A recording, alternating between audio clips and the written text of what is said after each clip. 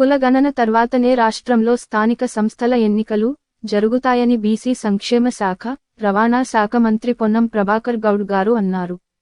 హైదరాబాద్ రవీంద్రభారతిలో ఆదివారం జరిగిన సర్దార్ సర్వాయి పాపన్న గౌడ్ జయంతి వేడుకల్లో పాల్గొని ఆయన మాట్లాడారు.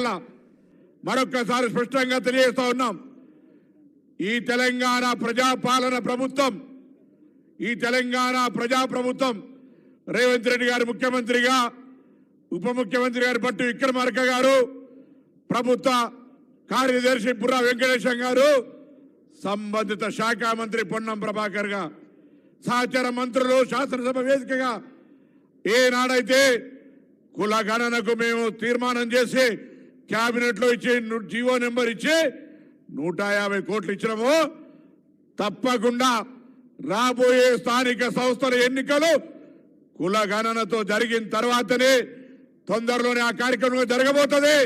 ఎవరు కూడా ఆందోళన చెందాల్సిన అవసరం లేదు. ఈ ప్రభుత్వానికి ఆ చిత్తశుద్ధి ఉంది. ఇప్పటికే ముఖ్యమంత్రి గారు అనేక సార్లు ఎక్కడి దాకా వచ్చింది కార్యక్రమం అడుగుతా ఉన్నారు. ఏ ఏజెన్సీ ద్వారా ప్రభుత్వంలో జిఐడి ద్వారా చేయించాలన్నా, పంచాయతీరాజ్ డిపార్ట్మెంటా, రెవెన్యూ డిపార్ట్మెంటా అనే ఒక చర్చ జరుగుతూ ఉంది. తొందరలోనే ఈ యొక్క వారం 10 రోజుల్లో దానికి సంబంధించినటువంటి ఏ పేపర్ వర్క్ అయితే జరిగిందో అది ఎగ్జిక్యూషన్ కూడా కాబోతుంది అనే మాట వేదిక మీద ఉన్న పెద్దలందరూ కూడా ఇక్కడికి విచ్చేసిన మీ అందరికీ తెలియజేస్తా ఉన్నా. అది మా బాధ్యత.